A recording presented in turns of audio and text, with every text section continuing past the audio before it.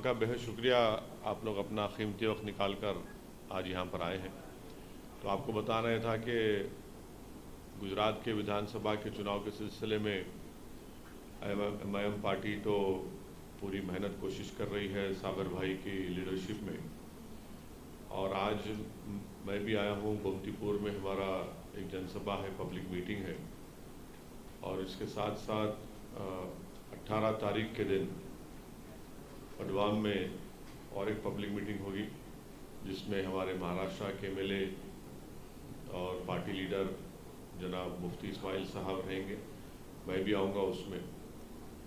पूरी कोशिश यही है कि आने वाले विधानसभा के लिए एमआईएम पार्टी अच्छा परफॉर्मेंस करे, यहाँ से हमारे विधायक जीत कर आए। तो इसी सिलसिले में यहाँ पर आ रहे हैं और आते रहेंगे। और ये चंद अहम बातें आपको बताना था। अगर आपके पास कुछ सवालात हैं तो आप पूछ सकते हैं। अहमदाबाद की 16 सीटों में से आप कितनी सीटों पर चुनाव लड़ने की आएंगे? तो इसका जवाब अभी चुनाव के करीब ना सिर्फ अहमदाबाद बल्कि पूरे गुजरात में हम कितनी सीट पर इलेक्शन लड़ेंगे, इसका फैसला और जवाब चुनाव से पहले जनाब साबिर भाई साहब आपको बताएंगे। होने वाले हैं और आप हर बार बोलते हैं कि साबिर भाई बताएंगे, तो कुछ कैलकुलेशन है कितनी सीटें लड़ेंगे? क्या अधिकांश आप जैसी पार्टियों ने भी अपने नहीं, सुनिए, ऐसा है ना कि गुजरात के प्रेसिडेंट साबिर भाई साहब हैं, हमारी पूरी गुजरात की यहाँ पर टीम है, वो सब राय मशवरा करके ही फैसला करेंगे। मैं तो सुपर इम्पोज नहीं कर सकता अपने आप को, तो उनकी जिम्मेदारी है, वो अपनी जिम्मेदारी को निभाएंगे और ज़रूर आपको बताएंगे। कौन कौन से पूरे गुजरात में लड़ना है इलेक्शन, तो कहाँ कहाँ लड़ेंगे, किस एरिया में लड़ेंगे, सौराष्ट्र में कहाँ लड़ेंगे, कच्छ में लड़ेंगे, कहाँ कहाँ जो भी होगा हम लड़ेंगे ज़रूर, मगर कितने लड़ेंगे वो चुनाव से पहले सागर भाई साहब पार्टी बताएगी आप गुजरात में। अहम तो बहुत से इशूज़ हैं गुजरात में। जैसा आप तमाम जानते हैं, महंगाई एक बहुत बड़ा मुद्दा बन चुकी है, बेरोज़गारी है, शिक्षा है, हेल्थ का इशू है, साथ ही साथ फिर माइनॉरिटीज़ का और दलितों का एक पॉलिटिकल लीडरशिप की ज़रूरत है। तो ये बहुत बड़े मुद्दे रहेंगे आने वाले चुनाव में।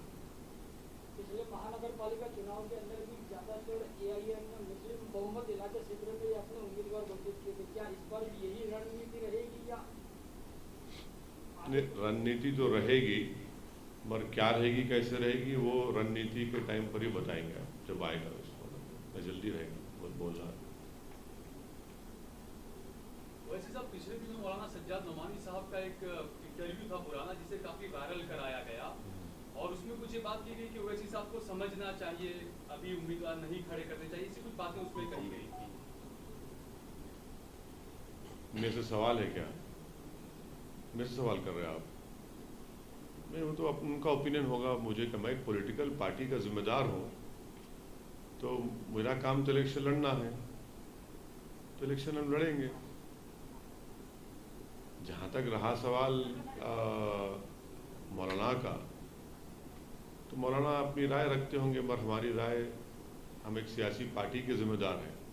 सियासी पार्टी का काम सिर्फ बयान दे के बैठना नहीं है, सियासी पार्टी का काम चुनाव लड़ना है। तो हम चुनाव लड़ते आए हैं और लड़ते रहेंगे।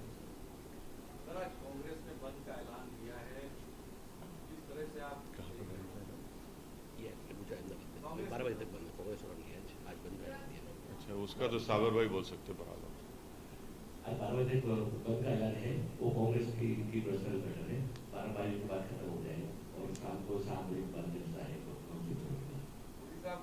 सवाल यह है कि अरविंद केजरीवाल आके यहाँ पर बहुत सारे वादे कर रहे हैं। बीजेपी का कहना है कि वो मुफ्त की रेवड़ी गुजरात में बांटने की कोशिश कर रहे हैं, गुजरात की जनता एक्सेप्ट नहीं करेगी। ओवैसी की पार्टी क्या देने वाली है गुजरात की जनता को, क्या वायदे दे? कांग्रेस, राहुल गांधी भी आके बहुत सारी घोषणाएं, 8 वचन देके गए यहाँ। शायद चुनाव जब आता तो ये पार्टियां वादा बहुत करती हैं, और जब चुनाव हो जाता है तो वो वादों की वफा नहीं होती है।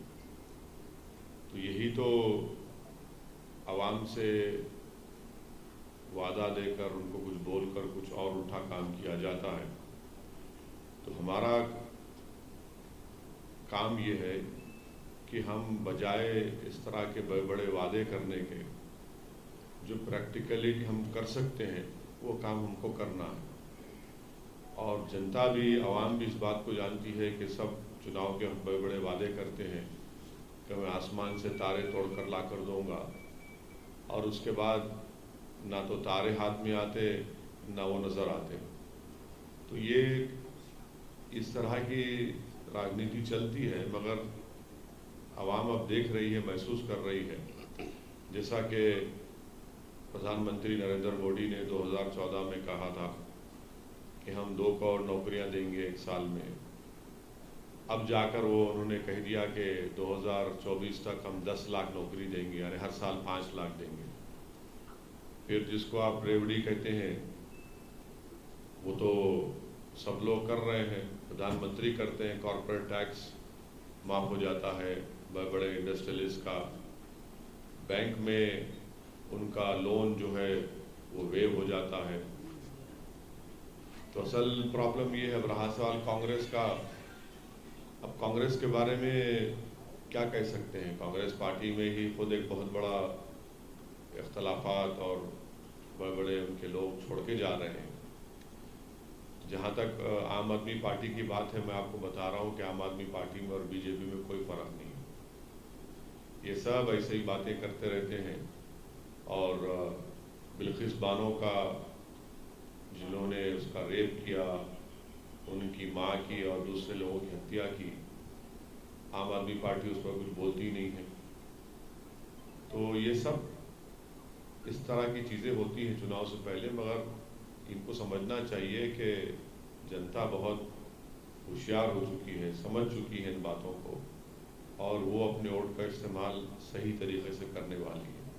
जितना ये वादे करते जा रहे हैं, लोग इतना ज़्यादा इनको देख रहे हैं कि भाई ये लोग फिर से वही पुरानी आदत पे आ चुके हैं। ठीक है, अब आप भी देखेंगे चुनाव में गुजरात के जनता अपना फैसला अच्छा तरीके से सुनाएगी।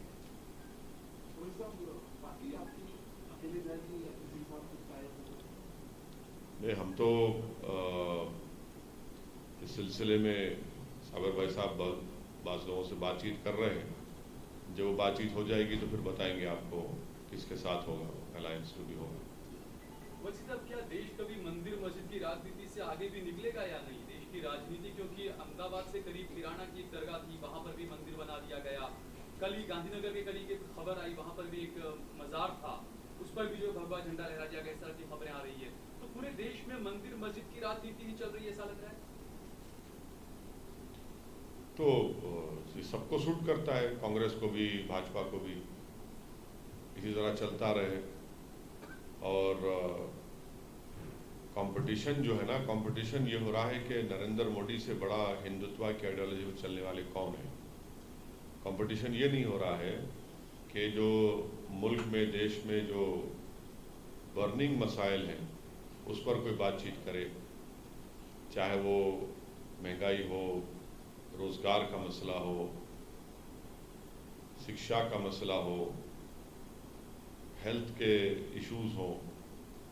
तो ये ऐसा है कि बस एक एजेंडा सेट होता है और फिर उसमें ये लोग सब अपना रोल अदा करते हैं, और माशाल्लाह से आप लोग भी उसमें अपना रोल अदा करते हैं।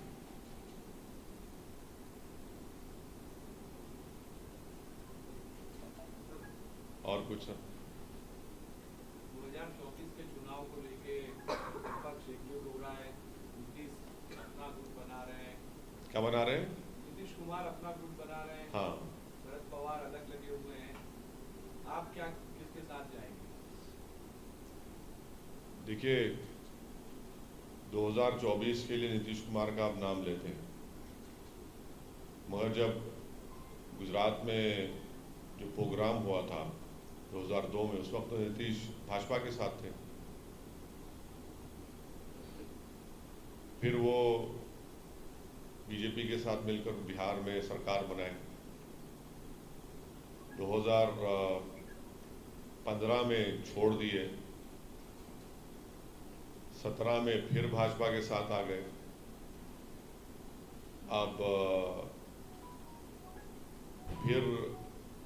अब छोड़ दिए हैं, फिर किसी के और के साथ चले गए हैं। तो ये नीतीश कुमार साहब जॉर्ज साहब से शुरू किए थे, जॉर्ज फर्नांडिस साहब से, ये हो रहा है। और कल बिहार में किसी एक जगह पर दंगा हुआ, गड़बड़ हुई, तो एक 8 साल के मुस्लिम बच्चे को अरेस्ट कर लिए, और एक बीमार जो ऑपरेशन हुआ घर में पड़ा हुआ है उसको भी उठाकर लेकर चले गए। तो 24 से पहले जो लोग कोशिश कर रहे हैं, कोशिश करिए, मगर मेरा मानना ये है कि अगर आप चेहरों से मुकाबला करेंगे नरेंद्र मोदी का, तो फिर भाजपा को फायदा हो सकता है। तो बजाय उसके जो जितने भी लोकसभा की सीटें हैं उस पर हम सबको बीजेपी से मुकाबला करने की ज़रूरत है। जो बीजेपी आज देश के प्रधानमंत्री, अगर उनसे आप रोज़गार के बारे में पूछेंगे, महंगाई के बारे में पूछेंगे कि क्यों चीन अभी भी डेप्सांग और डेप्चांग में अपनी फ़ौज को लेकर भारत की ज़मीन पर बैठा हुआ है, तो प्रधानमंत्री जवाब देते हैं कि नेहरू, मुग़ल। ज़्यादा आप पूछते हैं कि ये इतने बड़े इंडस्ट्रियलिस्ट का कॉरपोरेट टैक्स क्यों माफ़ कर दिया गया, या जो भी उनको मदद क्यों की गई है, और किसानों को क्यों नहीं की जा रही है, तो बोलेंगे सिस्टम मुझे काम करने नहीं देता। 300 MP उनके पास हैं। पंडित नेहरू के बाद अगर कोई पावरफुल प्राइम मिनिस्टर है सेकंड मर्तबा, तो वो है, मगर उसके बावजूद भी वो सिस्टम की बात करते हैं। तो इसीलिए मेरा मानना ये है कि अब इस देश को एक कमज़ोर प्रधानमंत्री की ज़रूरत है। ताकतवर तो देख लिए, अब कमज़ोर चाहिए ताकि वो कमज़ोरों की मदद कर सके। ताकतवर की मदद कर रहा है, वो बेचारा कमज़ोर तो कुछ देख रहा ही नहीं है। तो मेरी ख्वाहिश ये है कि खिचड़ी सरकार बने, क्योंकि गुजरात की खिचड़ी, हैदराबाद की खिचड़ी मुख्तलिफ होती है, यूपी की खिचड़ी मुख्तलिफ होती है। और जैसा कि आपको याद होगा कि एक शिमला की एक हमारी महिला ने कहा था कि प्रधानमंत्री नरेंद्र मोदी ने किसी ज़माने में उनको खिचड़ी बनाना सिखाया था, तो वो भी खिचड़ी अलग है। तो इस देश को इस तरह की खिचड़ी सरकार की ज़रूरत है। तो कमज़ोरी बन जाए प्राइम मिनिस्टर तो कमज़ोरों का फ़ायदा होगा, क्योंकि ताकतवर बन रहे हैं तो ताकतवरों को ही फ़ायदा हो रहा है, कमज़ोरों को नहीं हो रहा है। तो 24 के लिए ये कोशिश होनी चाहिए, और देखिए क्या क्या होता है। 24 में यकीनन भाजपा के पास 300 MP हैं, और गुजरात में आप जानते हैं कि एक भी सीट कांग्रेस पार्टी के पास नहीं है। 84 में एक मुसलमान MP बने थे, उसके बाद से अब तक कोई नहीं बना है। तो ये सब चीज़ें हैं, देखना है कि कैसा होगा 24 के लिए। तो अभी टाइम है, पहले गुजरात का चुनाव हो जाए असेंबली का, फिर उसके बाद आगे देखते हैं क्या क्या होता है। कितनी का माने मतलब सभी दल जो हैं एक साथ मिलके? नहीं, देखिए, जब 2004 से 2014 की सरकार थी UPA की, हम 2012 में UPA को छोड़ दिए थे, क्योंकि वो लोग उस वक्त आंध्र प्रदेश में कम्युनल राइट्स ये वो सब गड़बड़ करा रहे थे। मगर एक बात तो आपको मानना पड़ेगा कि GDP का ग्रोथ रेट 8-9% था, अब हमारा 3-4% पे आ चुका है। अब बीजेपी से आप बोलेंगे तो बोलेंगे नहीं, कोविड आ गया था, फिर यूक्रेन, भाई कोविड से पहले भी हमारा ग्रोथ रेट गिरा हुआ था। तो इसीलिए देखिए, कोई कमज़ोरी बन जाए तो वो देश के कमज़ोरों को मजबूत करेगा। तो कमज़ोरों के लिए ज़रूरी है ये चीज़, 24 का चुनाव बहुत बड़ा।